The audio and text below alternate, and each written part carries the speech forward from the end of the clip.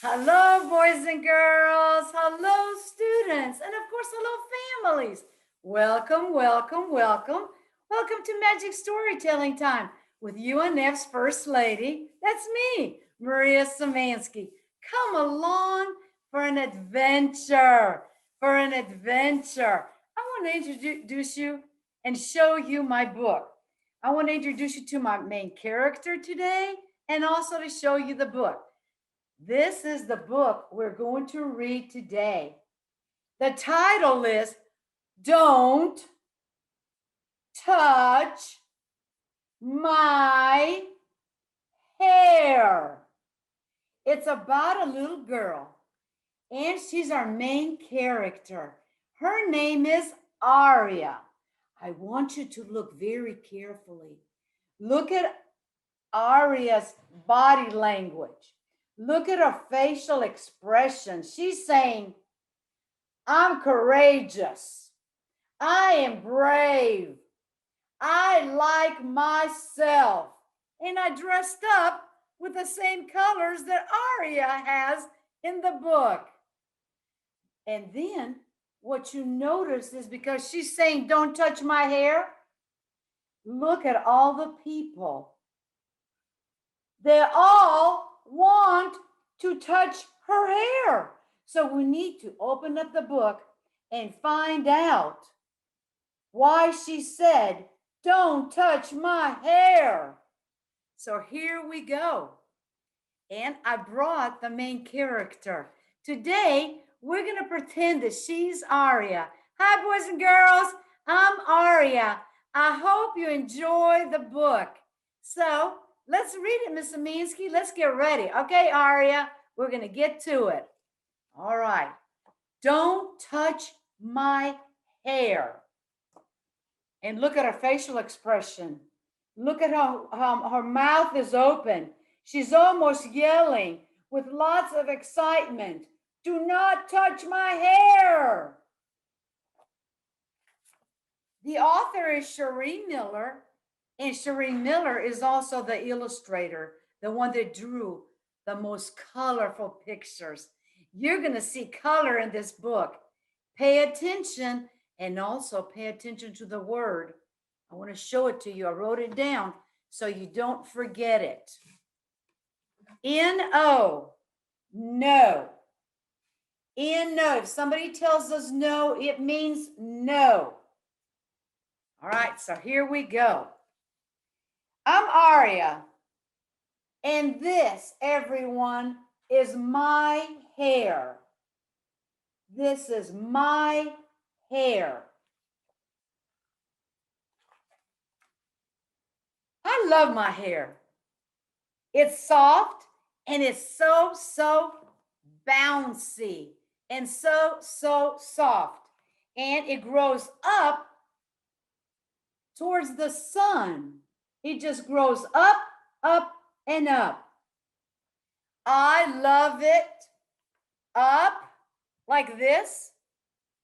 And I also like it down like this. Styled or wild, I don't care. I just wanted it to be free. And here's some pictures of Aria, the way she wears her hair. She has style and she loves her hair. Now, I get very good at sometimes.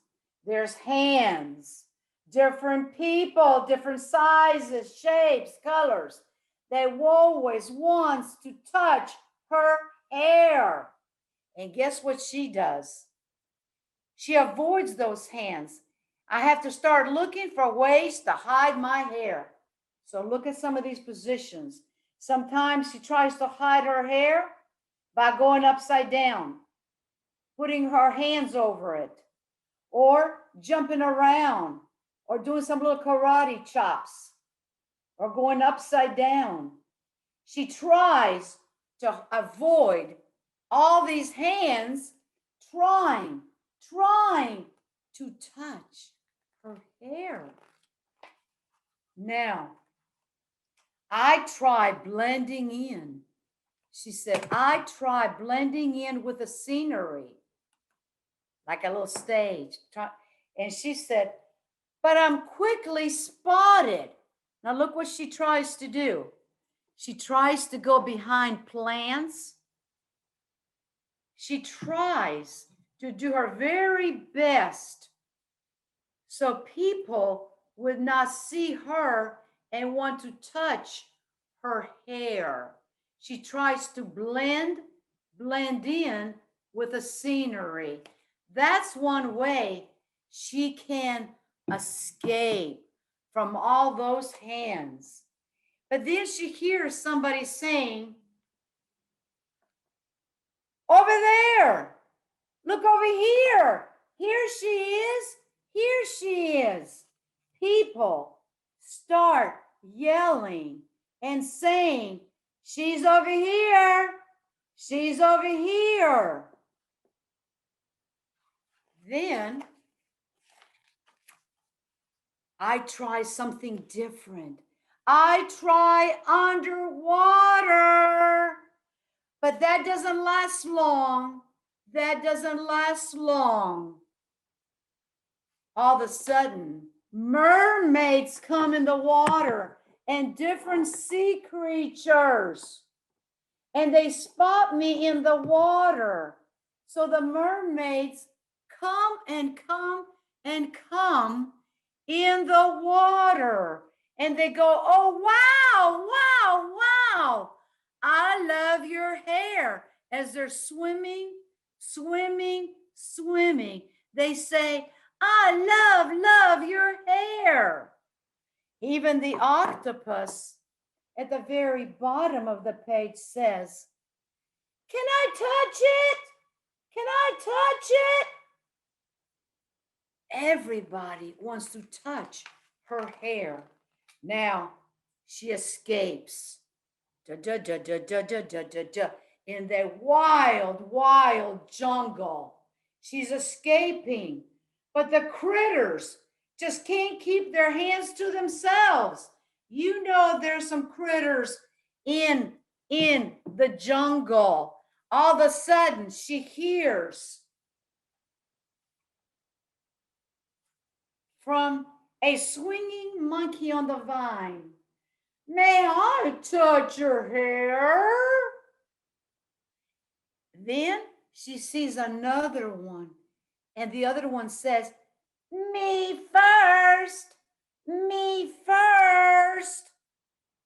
They're fighting among each other, and the other one says, no, me, I want to touch your hair. Look how beautiful the scenery is in the jungle, in the jungle, in the jungle. Me first. Even the birds, let me show you the birds. They wanted to touch her hair too. All the creatures in the jungle were interested in Aria's soft, beautiful hair. Now, even in the tallest castle tower, everyone is always there and waiting. And they're waiting for her so they can touch her hair. Then all of a sudden, she hears a fierce dragon. Oh, a very fierce dragon. A very, very fierce purplish pink dragon was that, and that dragon put the arm out, and they wanted to touch her hair. The purple pink dragon. And she said, back away, dragon. Back away, dragon. You cannot touch my hair. No matter how far I go, she said. No matter how far I go, it doesn't matter. Even if I go up into space. She has the little Martians there talking. How did you get it so big? How did you get it so big? How did you get so big? How did you get it so big? I cannot escape from the space creatures either. Now I make a decision, she said. Finally, I find a place where no one's at. No one wants to touch my hair here. I'm all alone. Coconuts are falling from the tree. I'm on a little island. Look at me. I parked my boat. Coconut, and there's a little crab. That's the only thing that's there. But I'm feeling very lonely now. Very, very lonely. All by myself. So her big decision is going to be, I decide to go home. I'm going home. I'm going home. And she puts herself in her little boat and she pedals until she reaches her home where some of the creatures are, some of the people are, and some of the homes are. She decides to go home. I try my best to ignore everybody's attention, but as she's trying her best, she puts on, it's almost like a hood. She tries to cover her hair so she can disguise, so people will not touch it, will not come near her. She puts it on her head to disguise it. That was her next plan. But then she could hear others saying, I'll just show you the picture. She's disguising it with a hood on top. She thinks no one is going to recognize her, but everybody's coming right behind her. Everybody's looking at her and they're saying, wow, your hair looks so soft. Wow, your hair looks so soft. I decide I cannot take this anymore. They're even touching her hair, even though she has a hood on and she's disguised. She just can't take it anymore, she said. Let's see what she plans to do. She said, that's it. Look at her facial expression. She looks kind of angry. Look at her arms flapping up and down. She has a big voice. She said, that's enough. Don't touch my hair. She used her big voice. Don't touch my hair. Don't touch my hair. She meant it. She was saying, no, don't do it. She said, I want you to look at her. She used her voice to express herself. She said, this is my hair. It's great that you love it. I love it too. But please, just look and don't touch without permission. Don't touch my hair without my permission. That means you have to ask her if it's okay to touch her hair. You just can't go put your hand out there and touch it without her saying it's okay. She used her big voice. The next time someone wants to touch my hair, she said, the next time somebody wants to touch my hair, they ask, okay? They ask, can I touch your hair? See the little girl next to her? She didn't put her hand out there to touch her hair. She asked a question. She had to get permission. Can I touch your hair? And then Aria replied. She said, not today. Not today. Do you see where we have choices? Even if somebody asks us if we're not ready or we don't want them to do it, we say not today. We say not today. We say no. No. We don't always have to say yes. Not today, she said. And guess what the little girl did? She said, okay, okay. She was okay to say no. And sometimes when we hear no, we have to be okay hearing no too. Sometimes when people say no to us, we have to understand and we have to say, they said no. Okay, it goes both ways. Now, it feels great to walk down the street without anybody, touching her hair. So everybody's walking and Aria's walking too. My curls feel free to reach for the sun, she said, just like a flower. My curls feel free. She didn't have to hide her curls anymore. Some people still ask to touch my hair.